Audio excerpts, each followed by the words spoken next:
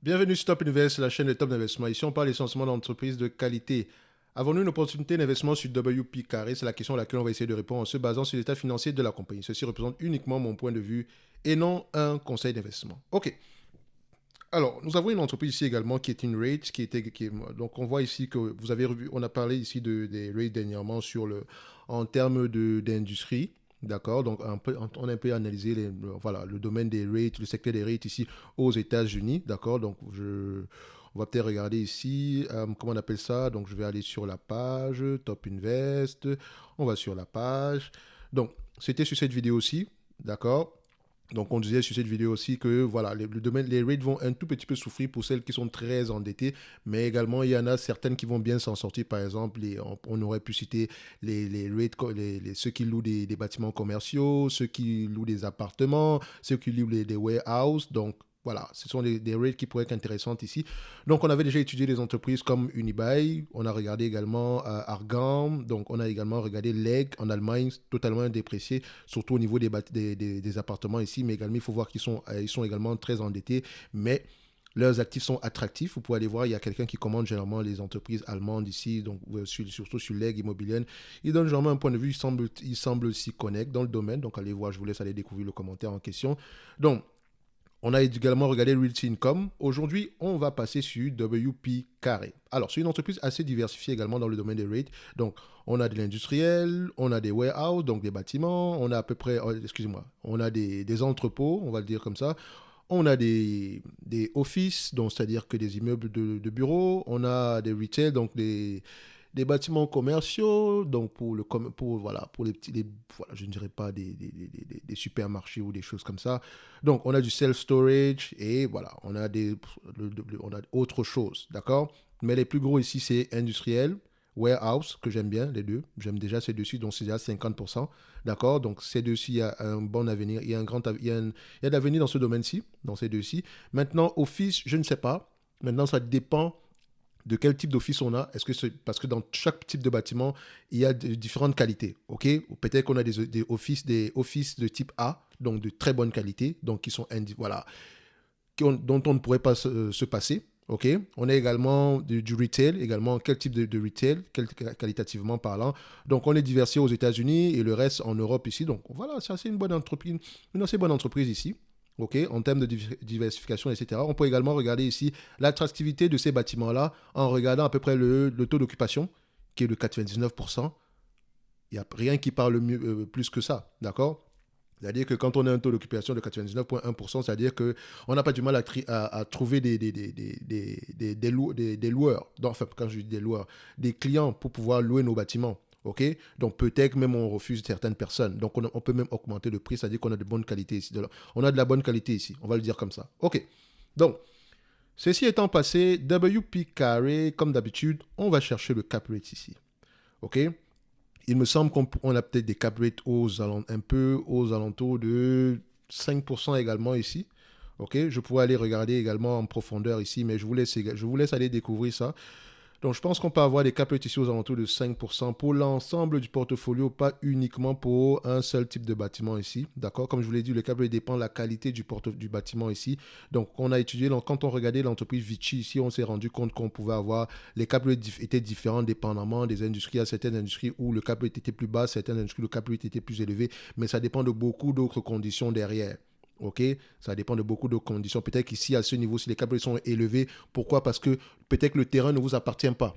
On vous loue juste le bâtiment, vous avez juste le, le, le, comment on appelle ça? Vous avez juste la propriété des bâtiments et non du terrain. Donc peut-être qu'à ce niveau-là, les cap rates sont totalement différents. Peut-être qu'à ce niveau-ci, au niveau des offices ici, le bâtiment et le terrain vous appartient. Donc c'est totalement différent. Donc c'est-à-dire que ici, vu que vous louez le terrain, après 99 ans, le terrain ne vous appartient, la personne à qui appartient le terrain a peut-être le potentiel, a peut-être l'opportunité de reprendre le terrain et les bâtiments, ou bien vous avez une option pour signer 99, vous avez une option pour signer 99 ans en supplément. Donc, c'est-à-dire que quand vous louez les bâtiments, quand vous possédez les bâtiments et que le terrain ne vous appartient pas, c'est-à-dire que vous payez également un loyer sur le terrain. Donc, peut-être que c'est pour ça que le cap rate est assez différent pour payer, puisque tout le monde doit manger, on va le dire comme ça.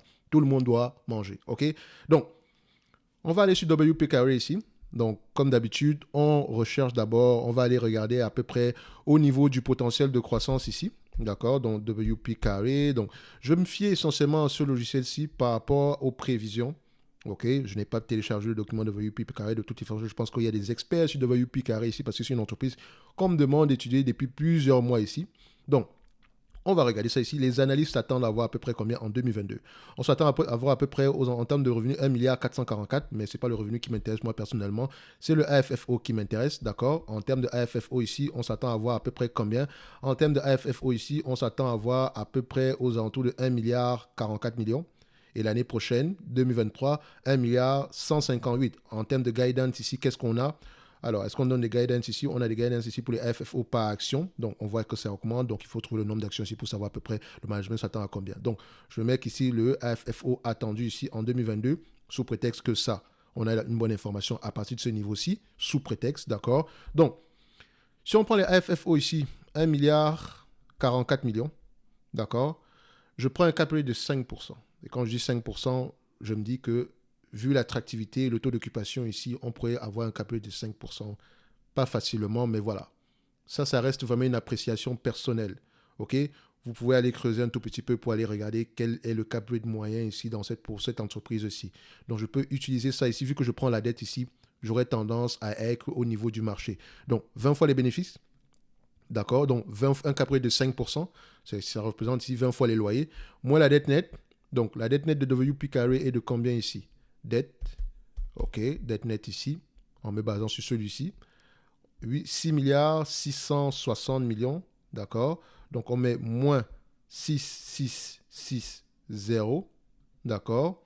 Divisé par le nombre d'actions. Donc, je prendrai le nombre d'actions qui est affiché également ici. D'accord? Donc, on va mettre ça ici sur le dernier trimestre. Qu'est-ce qu'on obtient?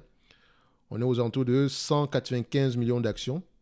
Donc, divisé par 195 millions d'actions, 195, ça donne ici 72 dollars l'action. 72 dollars l'action. Donc, en date d'aujourd'hui, l'entreprise serait correctement évaluée. Simple, très rapide. D'accord? Si je prends par exemple, vu qu'on a 72 dollars l'action, si je prends par exemple un cap rate de, voilà, je ne dirais même pas un cap rate, donc je prends ici le cap rate attendu ici, le AFFO, excusez-moi, divisé par le nombre d'actions, 195, d'accord, ça fait à peu près 5,35, 5,35 $. Donc quand on prend 72,92, donc je vais mettre 73 ici, divisé par 5,35, ça va vous donner ici un price to AFFO de 13,64. Donc 13,64 fois les AFFO. On va regarder combien est-ce que le marché paye généralement ici pour les AFFO de cette compagnie-ci. Parce que le AFFO en question, quand le marché paye généralement, il peut prendre en considération la dette. D'accord? Mais si nous, on n'est pas au courant, le marché ne nous dit pas qu'il a pris en considération la dette. Donc, parfois, sur certaines entreprises, par exemple, comme les entreprises des télécoms aux États-Unis, vous allez voir que les PER sont très bas. Les PER sont bas parce que ces entreprises ont une énorme dette. Donc, le marché prend généralement en considération la dette de ces entreprises-là. C'est pour ça que le PER aura tendance à être bas. Mais sur certaines industries, par exemple, comme comment on les appelle encore, les services publics, les utilités aux États-Unis, le marché ne prend pas encore en considération la dette. Mais tôt ou tard, il va le faire. Donc, vous devez être en avant-garde. Donc, vous devez prendre les décisions avant que le marché ne revalorise ces entreprises-là. D'accord? Donc, quand on regarde ici, le marché paye combien? 13,41 fois les bénéfices en moyenne. Ce n'est pas de la magie. C'est écrit là. 13,64, 13,41. Donc, le marché prend en considération la dette ici. D'accord? Et moi, j'ai pris un cap rate de 5. Mais si vous prenez des AFFO ici, vous allez vous dire que, OK, vu que c'est price sur AFFO, on prend ça, moins la dette, on va se tromper. Donc, c'est pour ça qu'il faut souvent faire appel au jugement également. Il faut regarder les choses de plusieurs façons. Donc, quand je vais regarder ici les cap rates, je sais que, OK, les cap rates ici, on peut être aux alentours de 15 on peut être aux alentours de 5 à 6%. D'accord? Je vous dis que, OK, vu la qualité des actifs, on peut être à 5%. Prenons 5% ici, voilà ce que ça nous donne. Maintenant, si l'entreprise revenait à vous reverser la totalité des AFFO actuels en bénéfice net, en dividende, vous aurez combien? Donc, on prend 1 milliard 44 ici, divisé par la capitalisation boursière actuelle qui est autour de 13 milliards 770. Ça donne ici 7,58% en termes de rendement. 7,58%. On paye un dividende de combien? Presque 6% ici. Donc, ce dividende-là, il est safe. Donc, quand on paye le dividende ici, quand on fait moins, donc on prend ici 7,58 moins 5,94, il nous reste à peu près ici 1,64%. Donc, il nous reste 1,64%. Donc, le rendement ici, après avoir payé le dividende ici, il nous reste encore 1,64% en AFFO qu'on peut utiliser pour repayer la dette sur 1,64%. Ça représente quoi? Ça représente 225 millions. Donc, en un an, on peut rembourser 1 milliard de dettes ici. Donc, en 6 ans, on rembourse la dette. Pas en 6 ans. Donc, en 5 ans, on peut rembourser 1 milliard de dettes ici en moyenne. Donc, il faut également voir le taux d'intérêt moyen ici, qui sont nos clients, est-ce qu'ils sont solvables, etc. Donc, je ne dirais pas qu'au prix actuel, l'entreprise est correctement évaluée. On pourrait se dire, l'entreprise est surévaluée. Non. L'entreprise est correctement évaluée, certes, mais pour ceux qui recherchent un dividende, par exemple, comme sur Vici, le dividende ici, il est safe. Okay? Donc, si vous voulez uniquement un dividende, c'est le prix est correct. D'accord? Si vous voulez un dividende et une croissance du prix, bon, là, quand même, il va falloir doser un tout petit peu. D'accord?